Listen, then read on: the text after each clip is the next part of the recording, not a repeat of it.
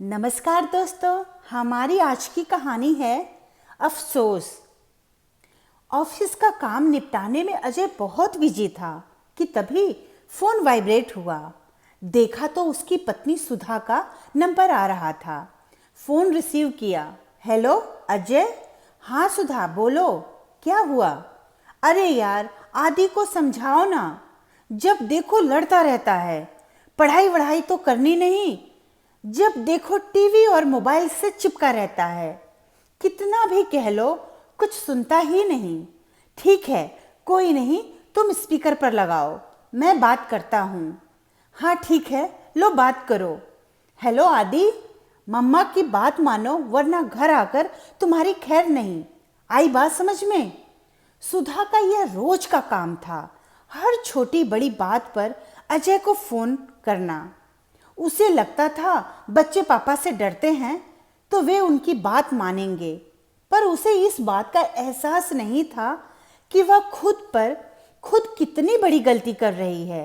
या तो फोन पर या तो घर आने पर वह हमेशा बच्चों की शिकायत अजय से करती। अजय भी दिन भर के काम से जब थककर घर आता और सुधा की शिकायतों से तंग आकर सारा गुस्सा बच्चों पर निकाल देता।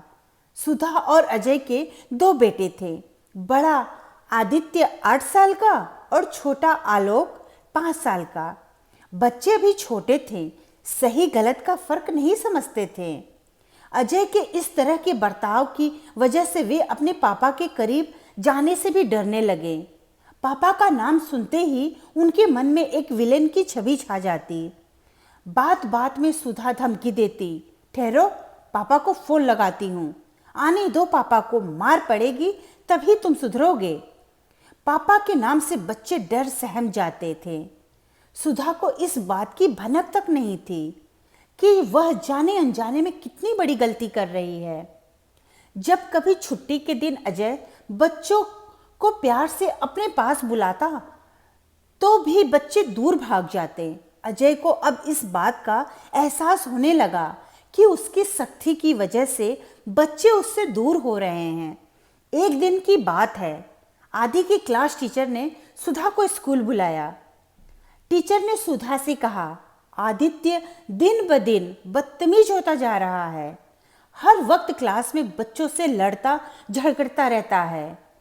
इतने दिनों से मैं चुप थी कि बच्चे हैं, ज्यों-ज्यों बड़े होंगे समझ जाएंगे, पर आज तो इसने हद ही कर दी। एक बच्चे को टेबल के ऊपर से धक्का दे दिया। ये तो शुक्र करो उसे ज्यादा चोट नहीं आई। सुधा का गुस्सा तो जैसे 7वें आसमान पर चढ़ गया। उसने कहा, घर चल, तेरी खबर लेती हूँ। जैसे ही अजय ऑफिस से आया, सुधा हो गई शुरू। बस सुधा चुप करो, यह क्या लगा रखा है तुमने रोज का? ऑफिस से घर आया नहीं कि शुरू हो जाती हो। बहुत हो गया तुम्हारा, माँ हो तुम, तुम्हारा काम है बच्चों को प्यार से समझाओ। हर वक्त मेरे कान भरती रहती हो। मैं कुछ दिनों से ऑफिस के काम से वैसे ही परेशान हूँ, ऊपर से तुम्हारा रोज का ड्रामा। बच्चे मुझे विलेन समझने लगे हैं, मेरे पास आने से भी डरते हैं। बच्चों की नजरों में मुझे खड़ूस बाप बनाना बंद करो सुधा। बच्चे हैं, शैतानी तो करेंगे ही। तुम माँ हो, प्यार से समझाओ उनको सही क्या है और गलत क्या है, तभी उनकी समझ में आएगा। ये सब सुनकर सुधा एकदम शांत हो गई। आज सुधा को अपने किए पर अफसोस होने लगा। वह समझ गई कि वह कितनी बड़ी गलती कर रही थी और भविष्य में इसका बच्चों पर क्या असर होता।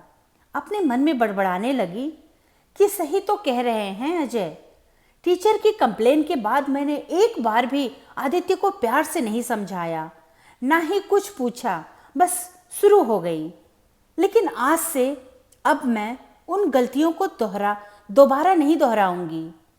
तो दोस्तों, अगर आप भी जाने अनजाने में ऐसी गलतियां कर रहे हैं तो इन गलतियों से बचें। यह सच है कि बच्चों को संभालना माता पिता दोनों का फर्ज है। यह भी जरूरी है कि बच्चों के मन में गलत के प्रति डर हो, लेकिन साथ में यह भी जरूरी है कि बच्चे को प्यार से समझाएं ताकि उन्हें गलत और सही का फर्क समझ में आए।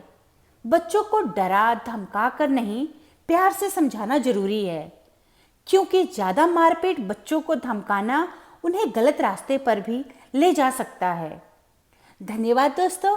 कहानी अच्छी लगी तो लाइक और सब्सक्राइब जरूर करें और अपने दोस्तों के साथ शेयर भी जरूर करें।